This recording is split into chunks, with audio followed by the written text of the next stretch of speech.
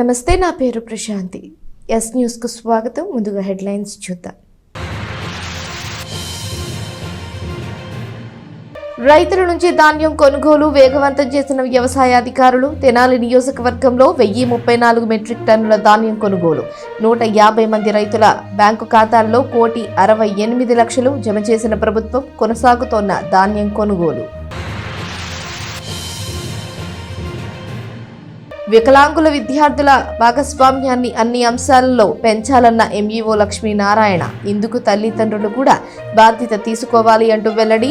ప్రపంచ డిజేబిలిటీ డేను పురస్కరించుకొని భవితా సెంటర్ను సందర్శించిన ఎంఈఓ ఉపాధ్యాయులు.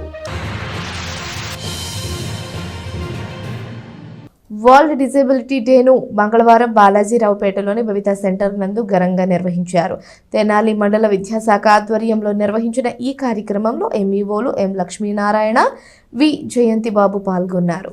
స్థానిక బాలాజీరావుపేటలోని భవితా సెంటర్లోని విద్యార్థులకు అందుతున్న ప్రయోజనాలను ఎంఈఓలు లక్ష్మీనారాయణ, వి జయంతిబాబులు పరిశీలించారు. వరల్డ్ డిజేబిలిటీ డేని పురస్కరించుకుని వారు మాట్లాడుతూ వికలాంగుల భాగస్వామ్యాన్ని పెంచే విధంగా వారిని కూడా అన్ని అంశాల్లో ప్రోత్సహించడం తల్లిదండ్రులు మరియు ఉపాధ్యాయుల కనీస బాధ్యత అని వారు అన్నారు. శారీరకంగా లోపాలు కలిగి ఉన్నప్పటికీ వారి మేధస్సు గొప్పదని, సమాజం చులకనగా చూడటం సరికాదని వారు చెప్పారు. ఇందుకు ఉదాహరణ ఈ భవితా సెంటర్ నందు ఐఈడి టీచర్స్ వద్ద విద్యను అభ్యసిస్తూ యాక్టివ్గా అందరు విద్యార్థులలాగానే ప్రస్తుతం బాయ్స్ హై స్కూల్లో 6th క్లాస్ చదువుతున్న విద్యార్థిని ఈ సందర్భంగా అభినందించారు. ఆ విద్యార్థి తల్లిని సాల్వాతో సత్కరించి అభినందించారు. కార్యక్రమంలో ముఖ్య అతిథిగా ఇచ్చేసిన కట్టివరం జడ్పీ హై స్కూల్ ప్రధానోపాధ్యాయులు శ్రీధర్ మాట్లాడుతూ తల్లిదండ్రుల ఓర్పుతో డిజేబిలిటీ ఉన్న తమ బిడ్డలను పెంచాలని సూచించారు. కార్యక్రమంలో ఐఈడి టీచర్స్ సునీల్, సునీత, రజని, ఉపాధ్యాయులు నందకిషోర్, ఆఫీసు సిబ్బంది, జయమ్మ తల్లిదండ్రులు పాల్గొన్నారు. విద్యాశాఖ వాళ్ళు కూడా 10వ తరగతిలో ఆ సిడబ్ల్యూఎస్ సర్టిఫికేట్ ఉన్న పిల్లలకి 10 మార్కులు వస్తే పాస్ అయ్యే విధంగా, అలాగే ఈ సిడబ్ల్యూఎస్ చిల్డ్రన్ అందరికీ కూడా కొంతమంది బడికి రాలేకపోయినా సరే వాళ్ళకి ప్రభుత్వ పరంగా యూనిఫాము, పుస్తకాలు, అమ్మఒడి, అలాగే చిక్కీలు, గుడ్డు కూడా ఇవ్వమన్నారు. కారణం ఏంటంటే ఇబ్బందికరమైన పరిస్థితుల్లో ఉన్న వాళ్ళకి తోడ్పాటు అందించడం అనేది మానవతా లక్షణం. అలాగే మరి మేము చిన్నప్పుడు పాఠశాలకు వెళ్ళినప్పుడు 1 కిలోమీటర్ 2 కిలోమీటర్ల దూరంలో పాఠశాల ఉండేది. మరి కాలుకి పోలియో ఉన్నప్పుడు ఎలా వెళ్తాం మనము? సపోర్టు ఎట్లా? ఏదన్నా కొంతమంది అయితే కర్ర కానీ 3 చక్రాల బండితో కానీ లేకపోతే నిదానంగా కానీ వెళ్ళి చదువుకోవటం. అలాగే అక్కడ పిల్లలందరూ ఆడుకుంటున్నప్పుడు మన ఉపాధ్యాయులు కూడా నా పట్ల ప్రత్యేక ప్రేమ చూపుతూ ఆటల పీరియడ్లో మనకు చేతైన ఆటలు ఆడిస్తూ, అంటే ఒక మనిషి బాధపడకూడదు, ఒక మనసు బాధపడకూడదు అనే సపోర్టు మరి అధ్యాపకులు ఇవ్వటము. అలా ఇంటర్మీడియట్, డిగ్రీ చదువుకొని మరి అధ్యాపక వృత్తిలో ప్రవేశించడం అనేది. బాబుకి కొంచెం ఇదిగా ఉందండి. బాబు కొంచెం తెలివితేటలు కొంచెం తక్కువగా ఇదిగా ఉంటే ఇక్కడ భవితా సెంటర్ చేర్చమన్నారు. జాయిన్ చేసామండి. కొంచెం పర్లేదండి, బాగా ఇంప్రూవ్మెంట్ అయింది. బాలాజీరావుపేటలోని ఈ స్కూల్లో జాయిన్ చేయమన్నారండి. జాయిన్ చేశాను. ఇంకా అక్కడి నుంచి బాగా ఇదిగా ఉందని బాయ్స్ హై స్కూల్కి పంపించారు. పర్లేదు, బాగానే ఉన్నాడండి. ఇప్పుడు 5-6 సంవత్సరాల పైన వస్తున్నాడండి. ఇంప్రూవ్మెంట్ బాగుందండి. రైటింగ్ స్కిల్ బాగా కొంచెం పర్లేదు. మామూలు స్కూల్కి వెళ్తున్నాడండి. వాటి పనులు వాడు చేసుకోవడము అన్నీ నేర్పించారు టీచర్స్. ఈ మామూలు జనరల్ స్కూల్కి జనరల్ స్టూడెంట్ లాగా వెళ్ళడం, అక్కడ పరీక్షలు కూడా అటెంప్ట్ చేయడం నిజంగా మనందరం చప్పట్లతో అభినందించాలి. గాల్లో వచ్చే మార్పులు మన ఇబ్బందులు వస్తుంది, దాన్ని నివారించడం. బట్ ఇది మనకి తెలిసి ఇలాంటి జాతికి మనం సృష్టికర్తలు అవుతామని తెలిసి కూడా కేవలం మన యొక్క అవసరాల కోసం బిడ్డలను పనిచేస్తాం. దయచేసి దీన్ని అందరూ గమనించి భవిష్యత్తు భారతదేశం బాగుండే విధంగా ఇప్పుడు ఉన్నటువంటి ఈ పిల్లలకి ఇంకొకరిని తోడు కానియకుండా ఆ బాధని ఇబ్బందులు వీళ్ళతో ఆపేయడానికి అందరూ కృషి చేస్తూ, వీళ్ళు కూడా మనకన్నా బాగా తెలియగలిగిన పిల్లలు, మంచి మంచి వర్క్ చేయగలరు. దానికి బెస్ట్ ఎగ్జాంపుల్ దినేష్. మన తెనాలి డివిజన్లోనే ఒక మంచి సెంటర్గా చెప్పొస్తుంది. ఎందుకంటే గుంటూరులో ఉండేటువంటి శారదా నికేతన్లో ఉండేటువంటి సెంటర్, అది ఆ సెంటర్ తర్వాత 2వ సెంటర్ తెనాలిలోనే. ఇది ఒక మంచి సెంటర్ని రూపకల్పన చేయడంలో ఇక్కడ ఉన్నటువంటి మరి సునీత కావచ్చు, రజనీ కావచ్చు, మన సునీల్ కావచ్చు, ఫిజియోథెరపీ నాగేంద్ర గారి, తర్వాత మిగిలినటువంటి వాళ్ళు ఆయా జైలు కావచ్చు, ఎంతో కేర్ తోటి మరి పిల్లల్ని ఒక మంచిగా వాళ్ళందరినీ కూడా శుభ్రంగా ఉండే విధంగా ఈ పిల్లలు మనం చూస్తే ఎవరు కూడా అపరిశుభ్రంగా లేరు, చక్కగా శుభ్రంగా ఉంటారు, ఆనందంగా ఉన్నారు, ఉత్సాహంగా ఉంటారు. ఈ పిల్లలకి ఆర్థిక భరోసా కల్పించాలని చెప్పేసి ప్రభుత్వం కూడా 6,000 రూపాయల పెన్షన్ కూడా ఇవ్వడం జరుగుతుంది. మరి ట్రాన్స్పోర్ట్ ఎలిమెంట్స్ కూడా ఇవ్వడం జరిగింది. తర్వాత వీళ్ళకి ఎయిడ్స్ అండ్ అప్లియన్సెస్ వాళ్ళకి కావాల్సిన ఇలిగిలి పోయే యంత్రాలని సరిచేసే యంత్రాలు కావచ్చు, అదేవిధంగా స్పీచ్కి సంబంధించినటువంటి యంత్రాలు కావచ్చు, అదేవిధంగా కిట్ అంటే ఈజీ లెర్నింగ్ కిట్ ఒకటి, ఫిజియోథెరపీ కిట్లు ఒకటి ఏర్పాటు చేయడం జరిగింది. మరి ఒక ప్రత్యేకమైన పోస్ట్ కూడా ఏర్పాటు చేసి స్కూల్ కూడా ఒక ఎలిజిబుల్ కట్టివరం హై స్కూల్లో మరి ఏర్పాటు చేయడం జరిగింది. ముఖ్యంగా ఇక్కడ నేను మా సహోపాధ్యాయుడు మరి శ్రీధర్ గురించి గుర్తు చేసుకోవాలి. మరి వారు చెప్పారు, చిన్నప్పుడు వాళ్ళ తల్లి ఎప్పుడు కూడా బాబుని మరి శ్రీధర్ని కేటాయింపుగా చూడకుండా బడికి పంపించి ఈరోజు ఒక ప్రధానోపాధ్యాయునిగా ఒక పాఠశాలకి కట్టివరం మరి పాఠశాలకి ప్రధానోపాధ్యాయులు అయ్యారంటే ఆ తల్లిదండ్రులు చూపుతున్నటువంటి రైతుల నుంచి ధాన్యం కొనుగోలుని ప్రభుత్వం వేగవంతం చేసింది. ఒక్క తెనాలి నియోజకవర్గంలో ఇప్పటి వరకు 1034 మెట్రిక్ టన్నుల ధాన్యాన్ని ప్రొక్యూర్మెంట్ చేసినట్లు ఏడీఏ ఉషారాణి తెలిపారు. 2 వారాల్లో రైతుల నుంచి ఇంకా ఏం కొనుగోలు చేసేందుకు విస్తృతం చేసినట్లు చెప్పారు.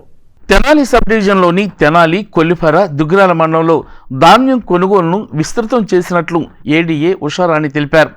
ఐతానగర్లోని రైతు సేవా కేంద్రం వద్ద ధాన్యం కొనుగోలు కార్యక్రమాన్ని ఆమె పరిశీలించారు. ఈ సందర్భంగా ఏడీఏ మాట్లాడుతూ తెనాలి నియోజకవర్గంలో కొల్లిపర మండలంలో 13,870 ఎకరాల్లో వరి సాగు చేశారని, దీనిలో 9,500 ఎకరాలు కోత జరిగినట్లు చెప్పారు. ఆహార పౌర సరఫరా శాఖ మంత్రి నాదెండ్ల మనోహర్ ఆదేశాలకు అనుగుణంగా కొల్లిపరలో 130 మంది రైతుల వద్ద 735 మెట్రిక్ టన్నుల ధాన్యాన్ని ప్రొక్యూర్మెంట్ చేసినట్లు ఆమె చెప్పారు. ఇంకా కొల్లిపర మండలంలో ధాన్యం సేకరణ కొనసాగుతుందని, ఇప్పటికీ 130 మంది రైతుల వద్ద కొనుగోలు చేసినట్లు ఆమె చెప్పారు. వీరిలో 110 మందికి 1,41,00,000 రూపాయల వరకు వారి బ్యాంక్ అకౌంట్లో జమ చేయడం జరిగిందని ఆమె తెలియజేశారు. అలాగే తెనాలి మండలంలో 15,500 ఎకరాల్లో వరి సాగు చేయగా 3,500 ఎకరాల్లో కోత జరిగిందని చెప్పారు. 31 మంది వద్ద 29 మెట్రిక్ టన్నులు కొనుగోలు చేయడం జరిగిందని ఆమె తెలియజేశారు. 31 మందికి 20 లక్షల రూపాయలను వారి బ్యాంక్ అకౌంట్లో వేయడం జరిగిందని ఏడీఏ తెలియజేశారు. అలాగే దుగ్గిరాల మండలంలో 20,800 ఎకరాల్లో వరి సాగు చేయగా 3,200 ఎకరాల్లో కోత కోశారని, ఆ మండలంలో 9 మంది నుంచి 70 టన్నుల ధాన్యాన్ని ప్రొక్యూర్మెంట్ చేయడం జరిగిందని ఏడీఏ తెలియజేశారు. వీరికి 1,26,000 రూపాయలను వారి బ్యాంక్ అకౌంట్లలో జమ చేయడం జరిగిందని ఆమె తెలియజేశారు. ఇంకా ఈ ప్రొక్యూర్మెంట్ విస్తృతంగా జరుగుతుందని, రైతులకు కావలసిన గన్నీస్ బ్యాగులు అలాగే లారీలను ఏర్పాటు చేయడం జరిగిందని చెప్పారు. ఈ వారం, వచ్చే వారం ఇంకా ఎక్కువ మోతాదులో ధాన్యాన్ని కొనుగోలు చేయడం జరుగుతుందని ఆమె తెలియజేశారు. ప్రభుత్వం ఇచ్చిన మద్దతు ధర 1,740 రూపాయలకు 75 కేజీలు కొనుగోలు చేయడం జరిగిందని చెప్పారు. 25% తేమ ఉన్న ధాన్యం కొనుగోలు చేస్తున్నట్లు ఏడీఏ ఉషారాణి తెలియజేశారు. ఈ కార్యక్రమంలో మంత్రి ఓఎస్డి ఎన్ యేసరత్నం, ఏవో ప్రేమ్సాగర్, విలేజ్ అగ్రికల్చరల్ అసిస్టెంట్లు సుమంత్, మోహన్ తదితర సిబ్బంది పాల్గొన్నారు. మన తెనాలి సబ్ డివిజన్లో ఉన్నటువంటి 3 మండలాలు దుగ్గిరాల, కొల్లిపర, అలాగే తెనాలి మండలంలో మరి ముఖ్యంగా కొల్లిపర మండలంలో మొదటి నుండి మనకి చాలా బ్రిస్క్గా ప్రొక్యూర్మెంట్ అనేది జరుగుతూ వచ్చింది. కొల్లిపర మండలంలో చూసుకున్నట్లయితే మనకి మొత్తం వరి అనేది 13,870 ఎకరాల్లో సాగు చేయటం జరిగింది. అలాగే దగ్గరగా 9,500 ఎకరాల్లో పంటను హార్వెస్ట్ చేయటం జరిగింది. మొదటి నుండి కూడా మనం మినిస్ట్రీ గారు ఫర్ సివిల్ సప్లైస్ రైతులకు ప్రోత్సాహం కల్పిస్తూ అనేకమైనటువంటి రిలాక్సేషన్స్ కల్పిస్తూ ఇలాంటి వాతావరణంలో ఎక్కడ ప్రొక్యూర్మెంట్ అనేది వెనకబడకుండా రైతులు నష్టపోకుండా మరి ఈ ప్రొక్యూర్మెంట్ విధానం చాలా ఫాస్ట్గా చేయడానికి అన్ని రకాల ఏర్పాట్లు చేయటం జరిగింది. ముఖ్యంగా రైతులకి గన్నీ బ్యాగ్స్ ఇవ్వటం, అలాగే సకాలంలో లారీలను పొజిషన్ చేయటంలో మనం సమర్థవంతంగా పనిచేస్తూ వచ్చాము.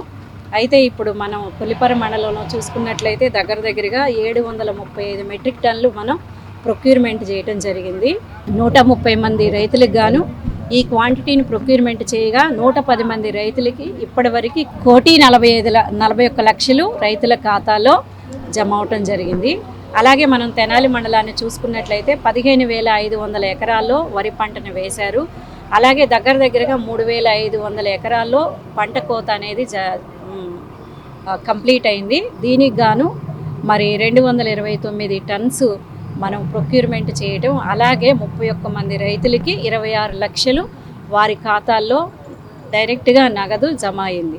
మరి ఆదివారం సాయంత్రం మనకు మినిస్టర్ గారు ఇచ్చిన హామీని బట్టి నిన్న సోమవారం అలాగే ఇవాళ రేపు ఈ 3 రోజులు కూడా ఒక డ్రైవ్ మోడ్లో ముమ్మరంగా రైతుల దగ్గరికి వెళ్ళి గ్రామాల్లో సంచరిస్తా మరి డిపార్ట్మెంట్ వాళ్ళు అలాగే మరి డిఎం సివిల్ సప్లైసు అలాగే మరి వ్యవసాయ శాఖ వాళ్ళు మరి ముఖ్యంగా మన ఓఎస్టీ గారు అందరం కలిసి ఒక సమైక్యంగా దీన్ని డ్రైవ్ మోడ్లో చేయటానికి మేమందరము మరి మార్నింగ్ నుంచి నైట్ వరకు ఈ విధంగా అన్ని గ్రామాల్లో పర్యటిస్తూ రైతుల్ని ధైర్యపరుస్తూ ఈ విధంగా ప్రొక్యూర్మెంట్లో వారి యొక్క ధాన్యాన్ని అమ్ముకోవటానికి ప్రోత్సహిస్తూ మరి ఎంతో విజయవంతంగా ఈ కార్యక్రమాన్ని మరి మేము చేపట్టడానికి మేము నిలబడ్డాం. కాబట్టి రైతు సోదరులు కూడా ఏమాత్రము కంగారు పడకుండా భయపడకుండా మరి ఈ ప్రొక్యూర్మెంట్లో మీరు కూడా భాగస్తులు కావాలని.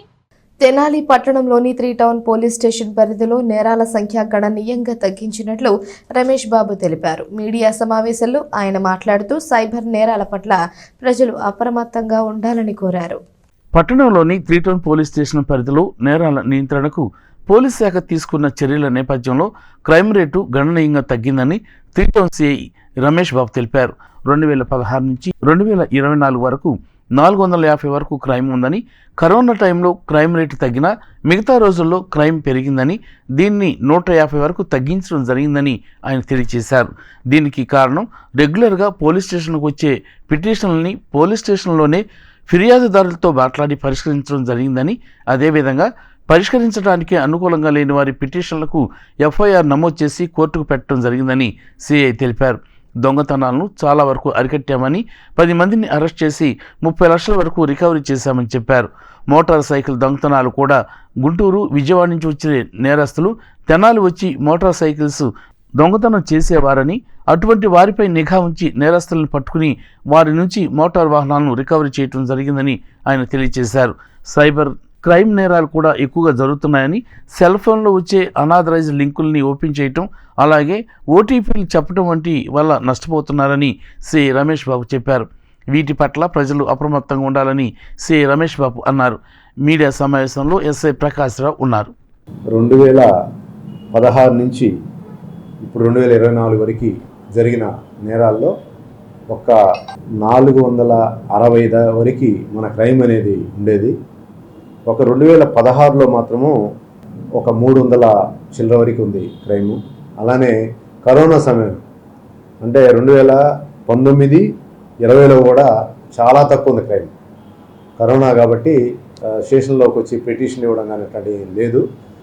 ఈ సందర్భాల్లో తప్ప మిగతా ఎప్పుడు కూడా మన తెనాలి 3 టౌన్లో ఉన్నటువంటి నేరాలు 400 సుమారు అంటే 450 దాకా ఉన్నది నేరాలు. అయితే మేము ఛార్జ్ తీసుకున్నప్పటి నుంచి ఇప్పుడు దాకా పోయిన సంవత్సరంలో కానీ ఈ సంవత్సరంలో కానీ సుమారు 150 క్రైమ్స్ తగ్గించేసాము మేము.